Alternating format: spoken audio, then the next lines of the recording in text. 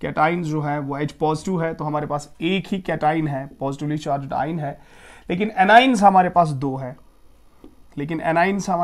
है, एक है हाइड्रोक्साइड OH और है सल्फेट। नाउ अगेन इलेक्ट्रोलिसिस में हमें अब पता है, first of all we have ionisation of the electrolyte, इसकी आयनाइजेशन होगी, उसके बाद मूवमेंट ऑफ आइंस होगा टुवर्ड्स कैथोड एंड एनोड। ठीक है, यहां एनोड और कैथोड की तरफ आइंस जाएंगे,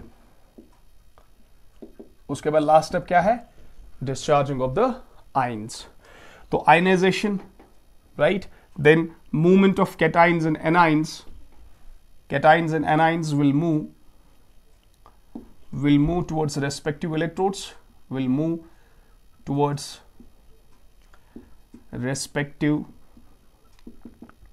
electrodes, और थर्ड हमें पता है it will be the discharging of the ions and that will give us the products, इसी से हमें मिलेंगे प्रोडक्ट्स।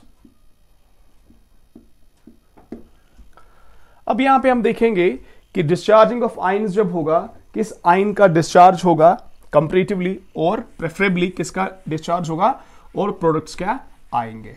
ठीक है, what sort of products will get. अब आप देखेंगे एट कैथोड,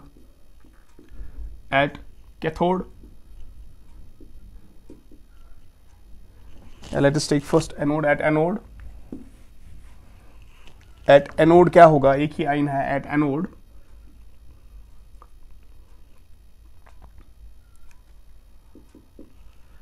एनोड जो है पॉजिटिवली चार्ज्ड इलेक्ट्रोड है, तो इसकी तरफ जाएगा नेगेटिव। ठीक है, सो पॉजिटिव की तरफ जाएगा नेगेटिव, सो सल्फेट आइंस और हाइड्रोक्साइड, सल्फेट आइंस और हाइड्रोक्साइड आइंस जाएंगे एनोड की तरफ।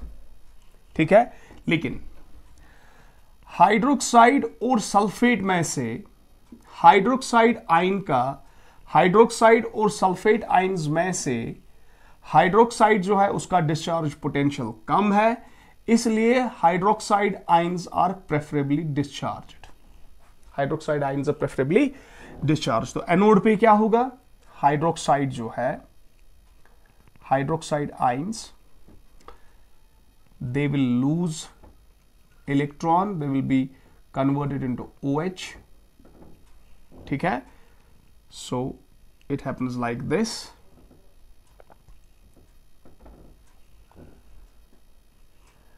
Now हाइड्रोक्साइड जो यहां पे प्राइमरी चेंज में हमें मिला, हाइड्रोक्साइड से OH हमारे पास स्पीशीज है।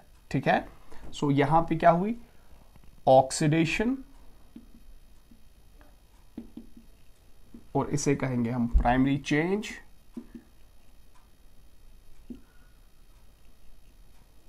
ठीक है,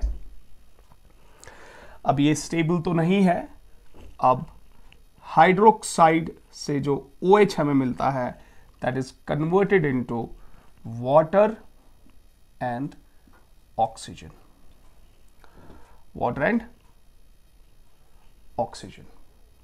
all right. So hydroxide is discharged in preference to sulfate. Hydroxide ion discharge होता है सल्फेट से जल्दी। ठीक है, क्यों, क्योंकि इसका डिस्चार्ज पोटेंशियल कम है। तो हाइड्रोक्साइड से हमें लास्ट जो फाइनल प्रोडक्ट हमें मिलता है that is water and oxygen. So water तो वैसे भी हमने पहले लिया है। ठीक है, वाटर तो हमने पहले ही लिया है, तो what will be the product actually here, it is oxygen. So हम ये कहेंगे कि एनोड पे oxygen is liberated, O2 is liberated. फिर से देखें आप इसको, first of all there will be ionization of electrolyte. Ionization यहां वाटर की भी होगी, सल्फ्यूरिक एसिड की भी होगी, हमें मिलेंगे आइंस H पॉजिटिव, और यहां हाइड्रोक्साइड और यहां सल्फेट। अब आइन्स जो है they will move towards the respective electrodes, negative वाले जो है वो पॉजिटिव इलेक्ट्रोड पे जाएंगे और पॉजिटिव जो है वो नेगेटिव की तरफ जाएंगे। तो मैंने पहले यहां लिखा एनोड पे क्या हो रहा है, तो एनोड की तरफ जाएगा सल्फेट और हाइड्रोक्साइड, ठीक है। इन दो में से चूंकि हाइड्रोक्साइड का डिस्चार्ज पोटेंशियल कम है तो हाइड्रोक्साइड जो है it is comparatively discharged first, sulphate जो है वो वहीं पे रहेगा। तो हमें हाइड्रोक्साइड से इसके डिस्चार्ज होने के बाद स्पीशीज जो यहां पे मिल रहा है OH रेडिकल मिल रहा है और हमारे पास यहां इलेक्ट्रॉन्स वो लॉस करेगा, ठीक है। Then OH radicals are converted into water and oxygen. So water तो पहले ही बल्क में प्रेजेंट है, तो what is the product at cathode, it is oxygen gas. So oxygen is liberated at anode, ठीक है। तो हमारे पास एनोड पे ऑक्सीजन आ रहा है, तो oxygen is the product of electrolysis of acidulated water at anode, right. अब देखेंगे कैथोड पे क्या होगा। कैथोड पे सिंपल है, एक ही आयन हमारे पास है, we only have just one ion, positive ion.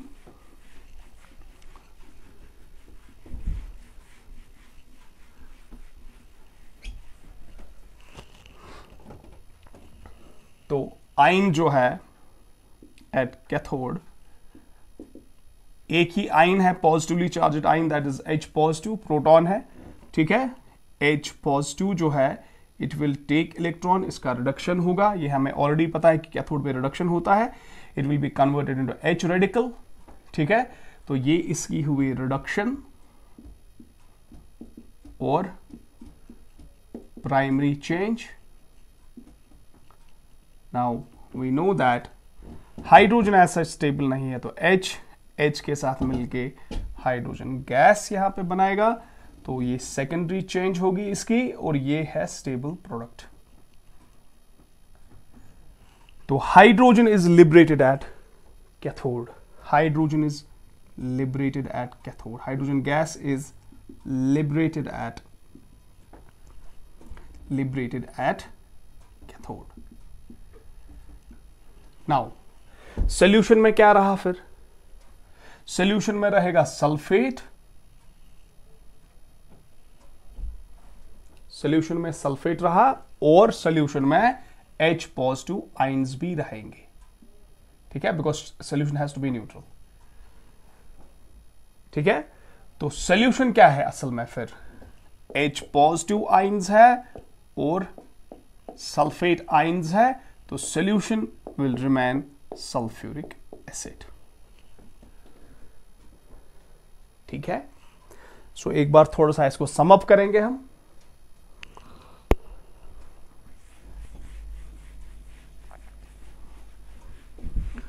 उसकी नेट रिएक्शन भी अगर आप देखना चाहें तो आप देख सकते हैं, net reaction.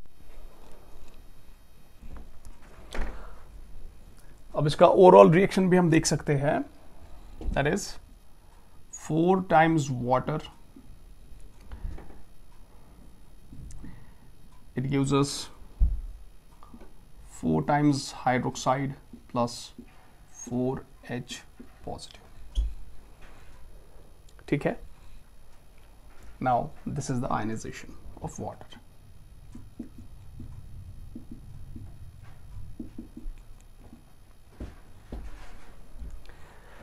Then 4 hydroxide ions, they are oxidized and they give us 4 times OH plus 4 electrons, but 4 hydroxides, they further give us what? They further give us twice water plus oxygen. So this is what happens at anode. Then 4 protons, 4H positive, they take 4 electrons and convert it into twice H2. Okay, now this happens at cathode. जो reaction हमने इससे पहले अभी की है, right? Now what is the overall reaction? These four protons will go, hydroxide will go, electrons will go, and what we are having actually, it is 4 times water, it's 2 times water, it will cancel out, so here it will remain only 2 times water. So what will be the net reaction? It will be twice H2O, and after electrolysis we'll get twice hydrogen, the gaseous form, and oxygen in the gaseous form. So what happens to the sulfuric acid? Nothing, it remains as such. So it is basically the electrolysis of water. Okay, so this is how you can see the net reaction. It is just the electrolysis of water. So what are the products of electrolysis of acidylated water? Products क्या है? Products of electrolysis of acidulated water are oxygen at anode and H2 at cathode. Fine. Now this is the electrolysis of acidulated water. Okay. Now we'll take electrolysis of copper sulfate using again the inert electrodes, and inert electrodes मैंने बार बार ये कहा है कि these are the electrodes which do not take part in the reaction. ठीक है.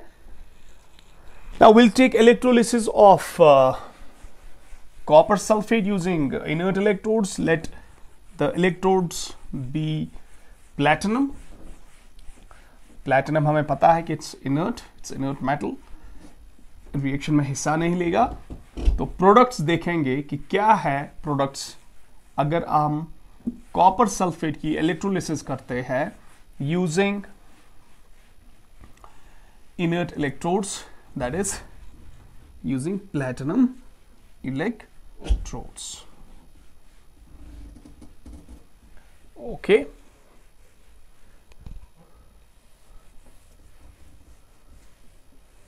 Electrolysis of aqueous copper sulfate,